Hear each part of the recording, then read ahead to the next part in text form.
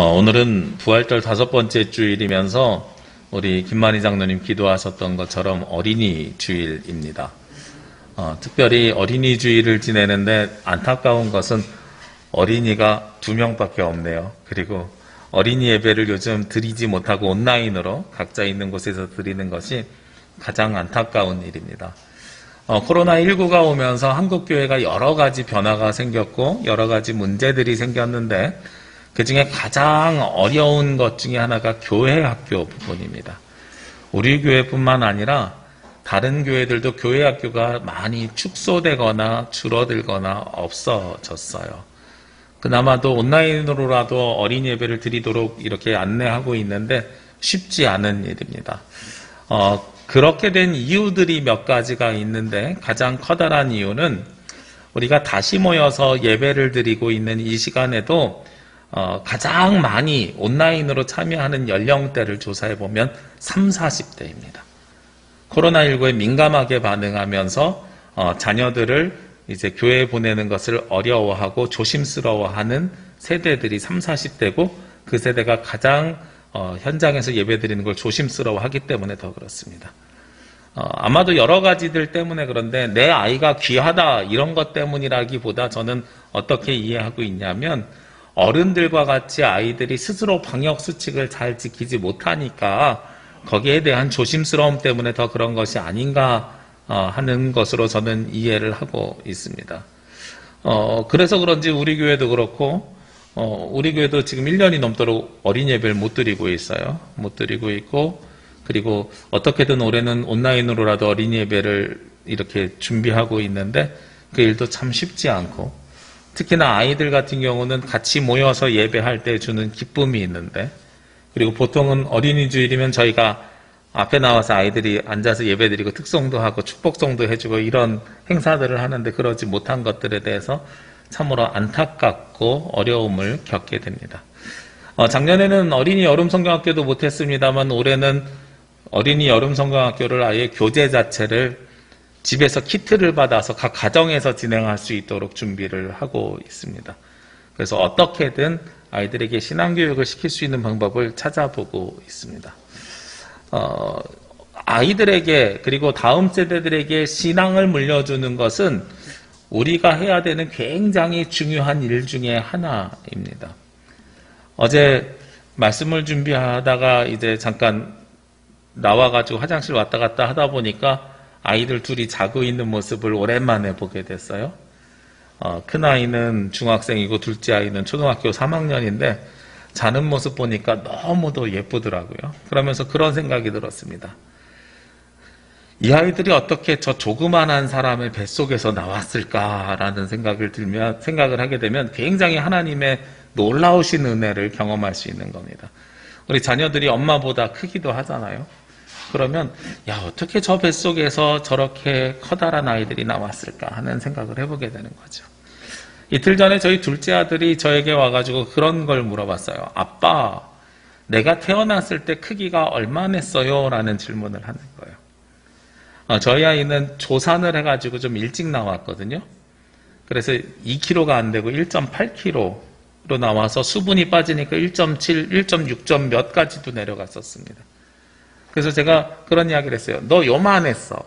제 팔꿈치까지도 오지 않을 만큼 작았었거든요. 너 요만했는데 이렇게 컸어. 얼마나 감사한지 몰라 그랬더니 하하 저 잘 크고 있지요 이러면서 가더란 말이에요. 우리가 나올 땐 이렇게 작게 나오는데 이렇게 클 수 있는 건 모두 다 저는 하나님의 은혜라고 생각을 합니다. 그러면서 그런 생각이 들었습니다. 아이가 세상에 나오는데 엄마와 아빠가 모두가 다 중요하지만 아이가 세상에 나오는 유일한 통로가 어디인가를 봤더니 엄마의 뱃속인 거예요. 엄마의 뱃속의 태중에 10달을 품고 있다가 이 땅에 나오게 됩니다. 자녀들마다 엄마가 다르지만 분명한 사실은 아빠 뱃속에서 나온 아이는 없다는 거예요. 엄마를 통해서만 아이들이 나옵니다. 그래서 세상에서 하나님께서 이 엄마라는 존재를 그렇게 귀하게 만들어 주셨다 하는 생각을 하게 됩니다. 그러면서도 유일한 통로가 되는 엄마, 모태, 그 통로가 매개자가 되어서 어떻게 되냐면 하늘에 있던 영이 이 땅에 사람으로 내려오는 통로로 하나님께서는 엄마의 모태를 사용했다고 저는 생각을 해요. 그래서 하나님께서 어머니들을 사용해서 하늘에 있는 사람들을 이 땅에 보내주시는 거죠. 여러분 모두 다 어머니를 통해서 이 땅에 나오시게 된 겁니다. 그리고 어머니가 하늘과 이 땅을 이어주는 또 다른 매개자가 되어주었습니다. 오늘은 예수님은 누구신가? 라는 질문에 대해서 예수님은 중보자입니다. 라는 대답을 하게 됩니다. 오늘 말씀 가운데 가장 중요한 핵심 구절은 6절 말씀입니다. 6절 말씀 보면 그러나 이제 그는 더 아름다운 직분을 얻으셨으니 그는 더 좋은 약속으로 세우신 더 좋은 언약의 중보자시라 하고 말씀하고 있어요. 중보자라는 표현이 사용되었죠. 중보자는 이 단어의 뜻을 살펴보면 연결자, 매개자라는 뜻이에요. 아까 말씀드린 것처럼 우리 자녀들이 하늘에 있다가 어머니의 뱃속이 어머니가 매개자가 되어서 이 땅에 온 것처럼 우리가 다시 하늘로 돌아가야 되는데 하늘로 돌아갈 때에 하나님 나라로 들어가는 중보자가 되어주시는 분은 누구냐? 매개자가 되어주시는 분은 누구냐? 바로 예수님이라는 겁니다. 여기서 중보자라고 하는 것은 중보기도자하고는 좀 다른 개념입니다. 들어보셨죠? 중보기도라는 단어를. 중보기도는 다른 사람의 기도를 대신해서 기도해 주는 것이 중보기도예요. 여러분들 가운데 목사님 저희 가정에 무슨 문제가 있습니다. 기도해 주십시오. 자녀의 취업을 위해서 기도해 주십시오. 제 육신에 아픔이 있습니다. 기도해 주십시오 하고 기도 요청을 하면 제가 기도해 주는 것, 이것은 중보기도예요. 그래서 중보기도자는 우리 사람이 될 수 있어도 중보자는요 딱 한 분, 누구? 예수 그리스도만이 되시는 것이 중보자입니다. 하늘과 이 땅을 연결해 주시는 유일한 통로가 되어주시는 분이 바로 중보자 예수 그리스도라는 거예요. 그런데 오늘 성경 속에서 이 중보자라는 개념이 어디에서부터 나오게 되느냐? 1절에 보니까 대제사장이 바로 예수님이고 그 대제사장이 바로 중보자다라는 이야기로 끌어내고 있습니다. 1절 말씀에 보면 지금 우리가 하는 말의 요점은 이러한 대제사장이 우리에게 있다는 것이라 하고 말씀이 시작이 돼요. 제가 성경에서 요점이라는 것을 처음 봤어요. 성경에서 스스로 요점 정리를 해줍니다. 이 이야기는 무슨 얘기겠어요? 앞에 있는 7장에 장황하게 설명해 놓고 이 설명에 대한 요점을 8장에서 이야기하는데 그 요점이 뭐라고요? 이러한 대제사장이 우리에게 있고 이 대제사장은 바로 중보자가 되어주십니다라는 게 요점인 거예요. 그러면 이러한 대제사장은 어떠한 대제사장이냐? 오늘 말씀이 히브리서에 있다는 것에 여러분들이 주목하셔야 됩니다. 이 히브리서는요, 히브리 사람들에게 쓰여진 성경입니다.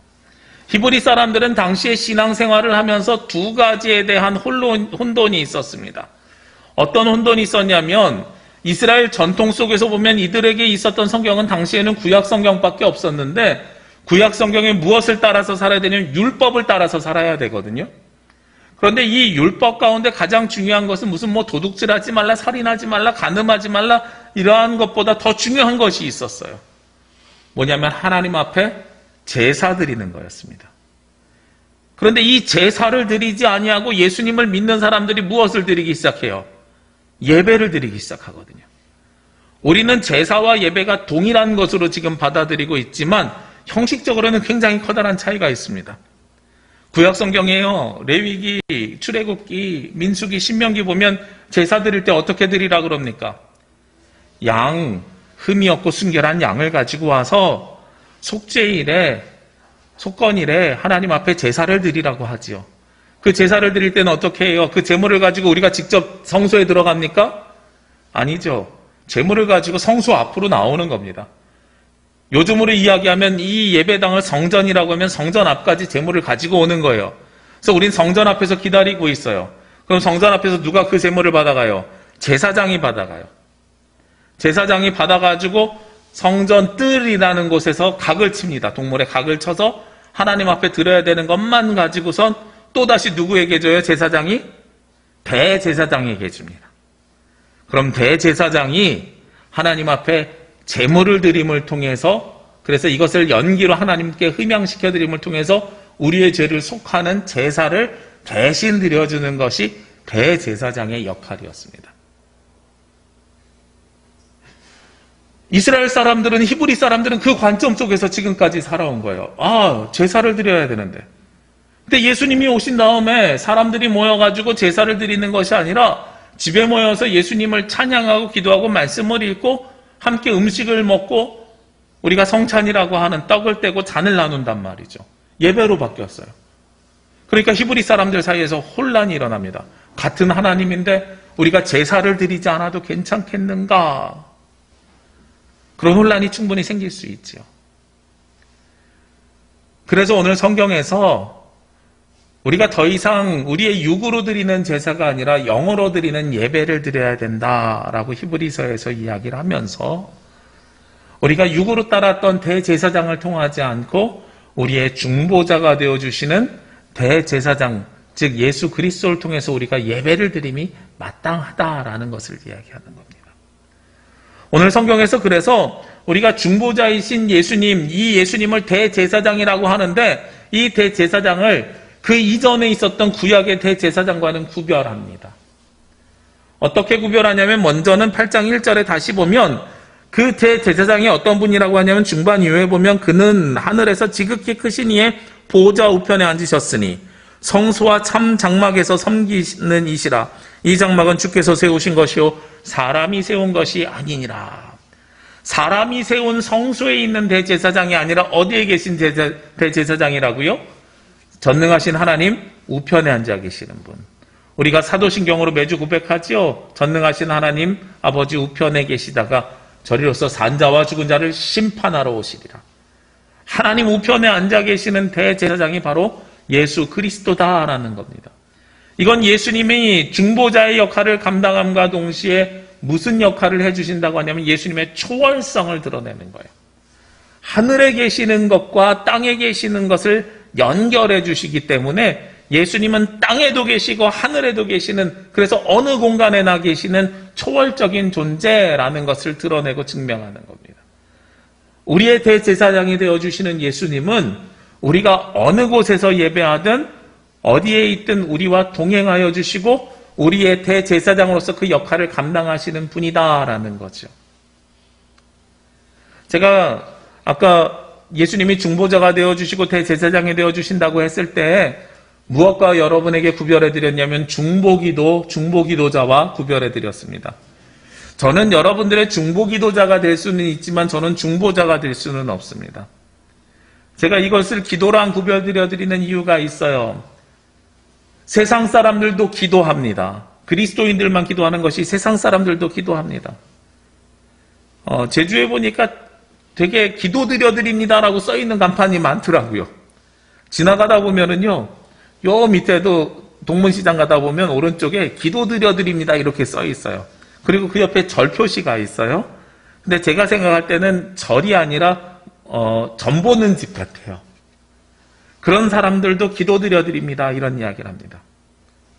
불교를 믿는 사람들 기도의 정성이라고 하면 그분들 못 쫓아간다고 제가 말씀드렸습니다. 108배 기도하고요. 그것도 모자라서 3000배 기도합니다. 그분들의 개념은 어떤 개념이냐면 기도드려드립니다. 혹은 108배, 3000배 기도하는 분들은 기도는 무엇이라고 생각하는 사람들이냐면 정성이다라고 생각하는 사람들이에요.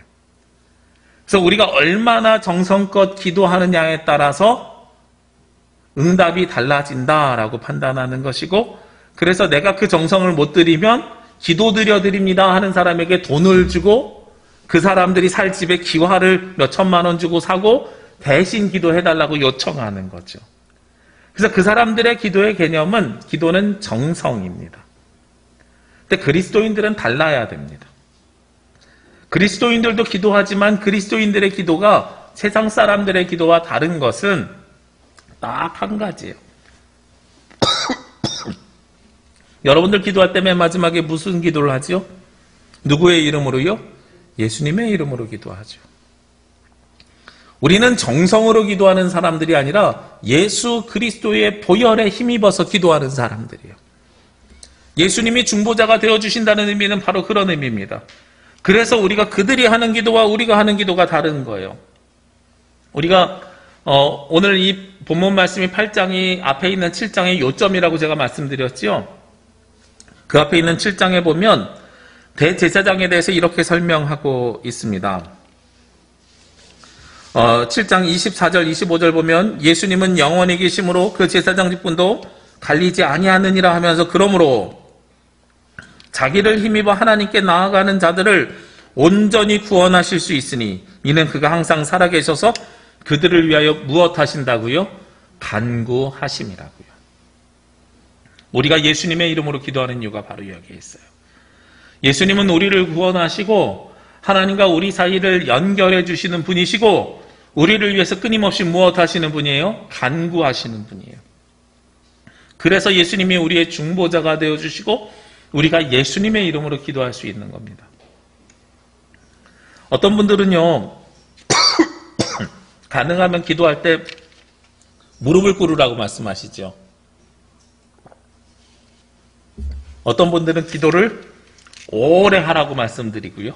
어떤 분들은 기도를 정기적으로 하라고 말씀을 드립니다.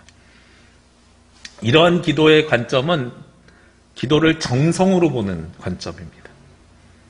저는 여러분들에게 그렇게 기도를 드리는 습관이 안 드리는 것보다 훨씬 더 중요하고 그리고 그렇게 기도를 정기적으로 하거나 오래 하거나 아니면 열심히 하거나 무릎 꿇고 하거나 나를 겸손히 하는 기도의 모습은 굉장히 중요한 모습입니다만 그게 기도의 전부가 아니라는 걸 말씀드리고 싶어요. 우리가 드리는 기도의 가장 중요한 핵심은 정성이 아니라 예수님께서 내 인생의 주인임을 고백하고 예수님께서 나의 삶의 구원자임을 고백하면서 드리는 기도, 이것이 우리 그리스도인들에겐 가장 중요한 기도예요. 예수님이 지극히 높은 분이시고요. 그 다음에 지난주에 나눴던 말씀처럼 예수님이 나의 누구라고요? 지난주에 누구라고 나눴어요? 주님이라고 나눴잖아요.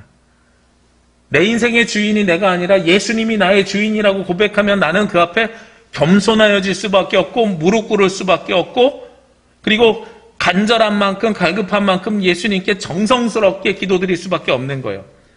정성과 낮은 모습과 내 몸을 치는 이 모든 모습들은 기도의 완성이 아니라 예수님이 나의 구원자라고 내가 인정하면 자연스럽게 만들어지고 이루어지는 일들입니다. 그래서 기도의 모양보다 중요한 것은 기도의 중심이에요. 이것은 예수님이 우리의 중보자임을 인정하는 것이고 동시에 예수님이 우리의 대제사장임을 인정하는 겁니다. 대제사장이 해왔던 가장 중요한 역할이 무엇이었겠어요? 우리의 죄를 대속하는 거였거든요. 그래서 오늘 말씀에 보면은요, 3절 말씀에 대제사장마다 예물과 제사 드림을 위하여 세운 자니 그러므로 그도 무엇인가 드릴 것이 있어야 할 자니라 이렇게 말씀해요. 대제사장이 무엇으로 드리는 사람이에요? 예물과 제사를 드리는 사람인데 예물을 받아서 그 예물로 하여금 제사를 드리는 이유가 있는 거죠. 그 이유의 가장 궁극적인 목적은 제사를 요청한 사람을 하나님 나라로 인도하기 위함이고 제사를 요청한 사람이 하나님 나라 들어가기 위해서는 그 죄를 속함을 받아야 되기 때문에. 그런데 내 죄를 씻는데 내 죄를 내가 스스로 씻을 수 없으니 예물과 제물을 통하여 대속했거든요. 대신 속하여 주는 것이고 그것을 감당했던 것이 대제사장이었습니다. 그런데 이 대제사장은요, 예수님이 대제사장이 되어주셨을 때 구별이 됩니다. 세상의 대제사장들과 예수님이 어떻게 구별이 되느냐? 앞에 있는 7장 23절 말씀에 보면 제사장 된 그들의 수요가 많은 것은 죽음으로 말미암아 항상 잊지 못함이로되라고 이야기를 해요. 구약의 제사장과 예수님의 가장 커다란 차이가 무엇이라고요? 구약의 제사장들은 땅의 사람들이기 때문에 수명이 있습니다. 죽을 수밖에 없어요. 그래서 구약의 대제사장들은 사람이 많습니다. 그런데 예수님은요, 한 번의 죽으심으로 말미암아서 영원한 제사장이 되어주셨어요. 그 뒤에 있는 27절 말씀에 보면 그는 저 대제사장들이 먼저 자기 죄를 위하고 다음에 백성의 죄를 위하여 날마다 제사 드리는 것과 같이 할 필요가 없으니 이는 그가 단번에 자기를 들여 이루셨습니다. 예수님이 공간만 초월한 것이 아니라 이것을 통해서 우리는 뭘 할 수 있냐면 영원성을 할 수 있는 거예요. 예수님이 단번에 자기 자신을 드림을 통해서 영원히 우리의 구원자가 되어주신 겁니다. 2000년 동안. 그리고 앞으로도 영원히. 이것은 어떻게 비유할 수 있냐면요. 예전에 우리 교회에서 그 커피를 마시거나 이럴 때 종이컵을 주로 많이 사용을 했었습니다. 근데 제가 작년에 코로나19를 맞이하면서 우리 환경과 창조 질서를 보존하자고 말씀을 전하면서 우리 교회에서 어떻게 실천할 수 있을까 고민하면서 일단은 쓰레기를 줄여야 되겠다 그래서 제로 웨이스트, 쓰레기 줄이는 말씀을 많이 전했습니다. 그리고 쓰레기를 줄이는 구체적인 방법을 찾아보니까 종이컵하고 페트병을 없애야 되겠더라고요. 이것만 해도 쓰레기의 3분의 1 이상이 줄었어요. 3분의 2 이상이 줄었어요. 요즘 3분의 1 정도도 안 나옵니다. 예전에 쓰레기 봉투 분량으로 하면. 그래서 종이 쓰레기를 없애는 방법으로, 종이컵을 없애는 방법으로 2층에다가 스텐 머그잔을 갖다 놨습니다. 그리고 저도 주일날 예배를 내려올 때 항상 뒤에 뭐가 있었냐면 삼다수 팩에서 물을 이렇게 따랐었거든요. 근데 요즘은 제가 이렇게 텀블러에다가 물을 따라서 내려와서 여기다 컵에다 다시 따릅니다. 이게 조금 불편한 일입니다. 아니 어쩌면 많이 불편할 수도 있습니다. 왜냐하면 종이컵은 한 잔 마시고 버리면 되는 건데요. 스텐 머그잔은 계속 씻어야 되는 거거든요. 제일 불편할 때가 언제냐면 주일날 제가 건망증이 많아서 그런지 딱 내려와가지고 물을 따르려고 봤더니 물을 안 가지고 내려온 거예요. 그러면 전에는 그냥 뒤에 가서 페트병 하나 갖고 내려와도 됐는데 요즘은 3층까지 다시 올라가야 돼요. 주일날 바쁘거든요. 영상도 설치해야 되고 뭐 해야 되고 바쁜데 또 올라갔다 내려옵니다. 불편한 일이죠. 불편한 일이지만 매번 쓰여지는 것이 아니라 하나 가지고 끊임없이 사용될 수 있습니다. 제가 이런 이야기를 드리는 이유가 무엇이냐면 구약의 대제사장과 신약의 대제사장이 이렇게 구별될 수 있다는 겁니다. 사람을 종이컵에 비유해서 죄송하지만 구약의 대제사장은 그 쓰임이 다하면 버려지는 것이고 그 수요가 다하면 끝이 나는 겁니다. 그래서 많아요. 그 수요가 많다는 겁니다. 그런데 예수님이 대제사장이 되어주셨을 때는 영원성을 가지고 있어요. 이 하나만 가지고도 끝까지 사용할 수 있고 계속해서 사용할 수 있고 반복해서 사용할 수가 있습니다. 우리가 매주 주일날 예배 드리는 이유가 거기에 있는 거예요.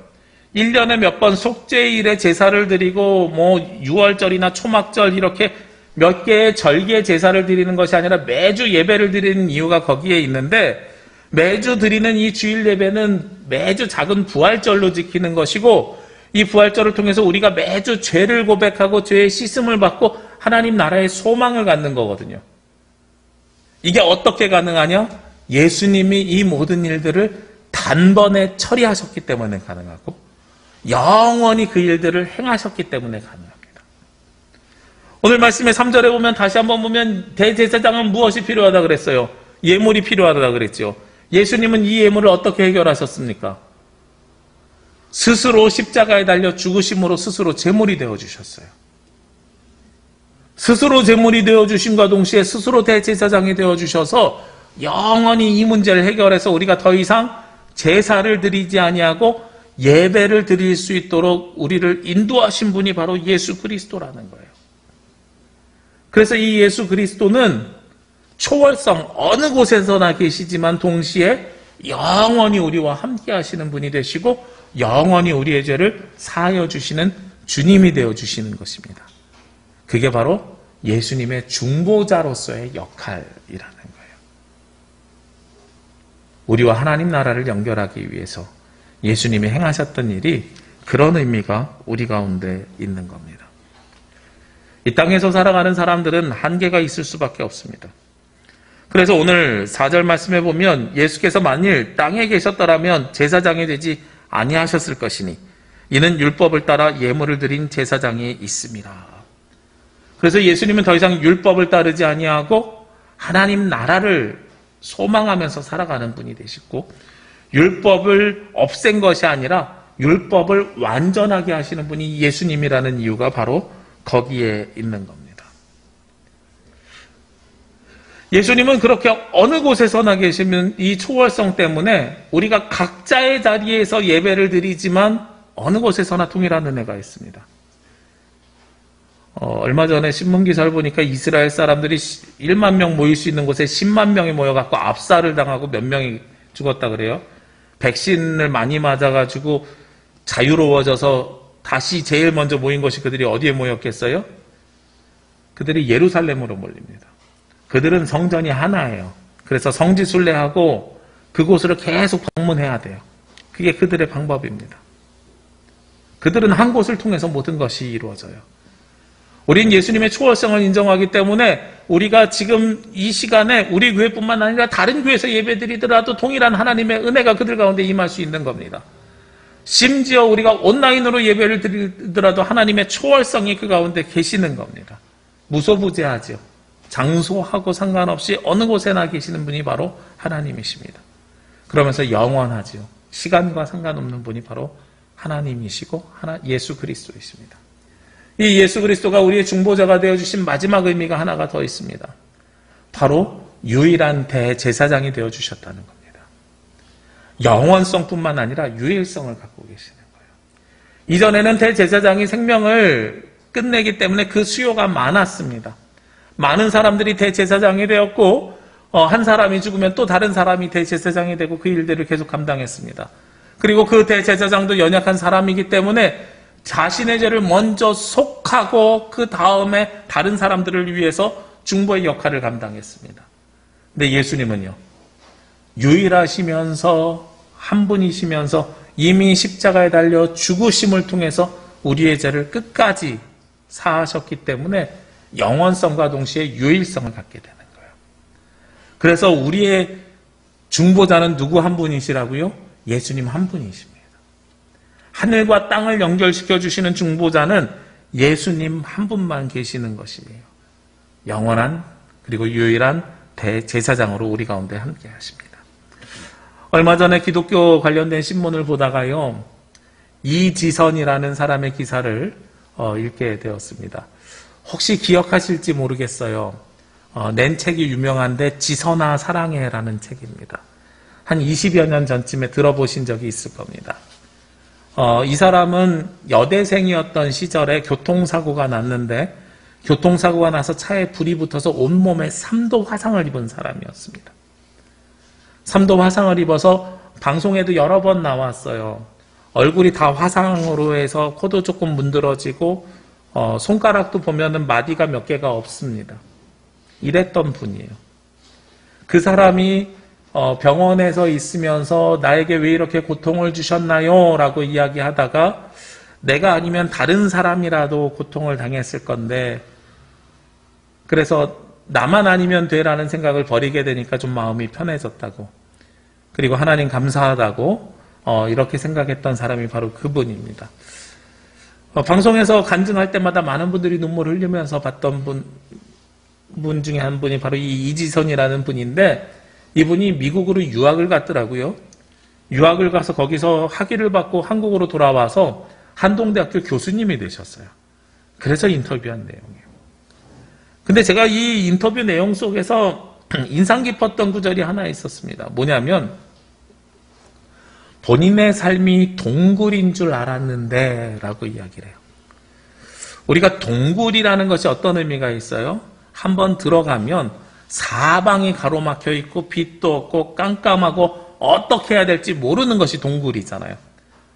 그냥 싹 들어왔다가 끝나는 게 아니라 실제로 우리 용암동굴이나 제주에도 동굴이 많잖아요. 만장굴. 사람이 갈 수 있는 곳만 나올 수 있는 구멍을 만들어 놨지 실제로 동굴 속에서 길 헤매면 방향 감각도 없고요. 빛도 없고 아무것도 없고 찾아 나오기가 쉽지 않습니다. 근데 이 사람이 내 인생이 동굴인 줄 알았는데 하면서 그 뒤에 뭐라고 붙였냐면 알고 보니 터널이었어요 이러는 거예요. 사방이 꽉 막혀 있는 줄 알았더니 아니더라는 겁니다. 이 길 끝에 깜깜함이 아니라 빗줄기가 있고 그 빛을 통해서 그 빛을 향해서 나아갔더니 새로운 삶이 생겨나더라 하는 거예요. 우리가 터널은 언제 사용합니까?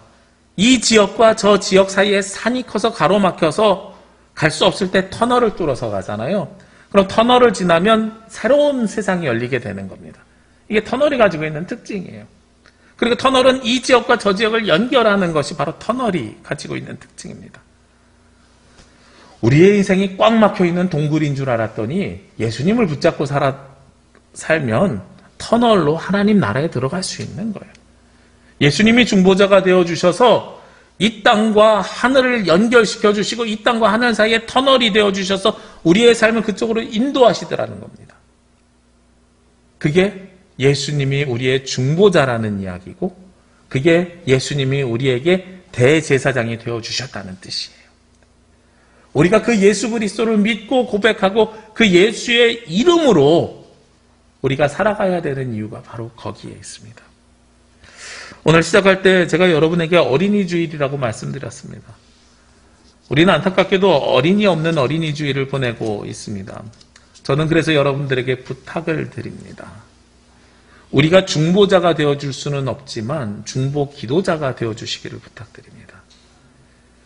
여러분들의 자녀가 우리 엄마의 태를 통해서 이 땅에 온 것처럼 신앙의 선배들이 다음 세대를 위한 중보 기도자가 되어주셔야 됩니다.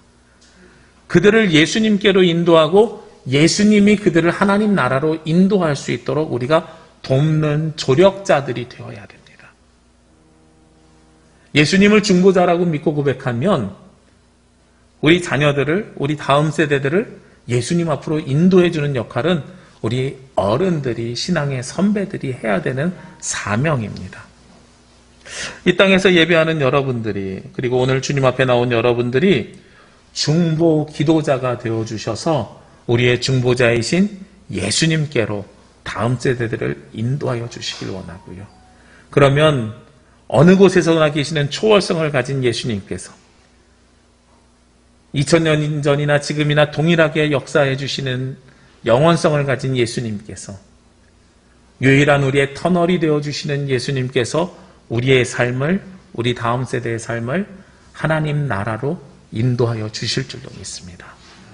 우리의 죄를 속하고 우리를 대신하여 대속하여 주심을 통해 우리에게 새로운 소망을 주시는 예수 그리스도, 중보자이신 예수 그리스도는 지금도 여러분들을 위해서 간구하십니다. 그것을 믿고 예수님과 동행하시는 저와 여러분이 되시기를 주의 이름으로 기도합니다. 기도드리겠습니다. 사랑의 아버지 하나님, 이 시간 주님 앞에 나올 수 있도록 인도하여 주시니 감사합니다. 주께서 주시는 이 말씀에 따라서 저희들 예수님이 우리의 유일한 중보자이심을, 어느 곳에서나 함께 하시는 중보자이심을, 영원히 우리를 위해서 간구하여 주시는 중보자이심을 믿게 하시고 고백하게 하시고 예수 그리스도의 구원의 사역에 동참할 수 있도록 인도하여 주옵소서. 하나님, 우리 남부교회 성도들을 사용하여 주시기를 원합니다. 주님께서는 우리의 삶을 하늘로 이끄셨사오니 우리 주변에 있는 형제 자매들, 다음 세대들을 주님 앞으로 인도하여 내는 주의 자녀들이 되게 하여 주옵소서. 우리를 통하여 예수님께 나오는 영혼들이 많아지게 하시고 우리를 통하여 그들이 하나님 나라에 들어갈 수 있도록 저희들도 사용하여 주시옵소서. 이 모든 말씀 예수님의 이름으로 기도합니다. 아멘.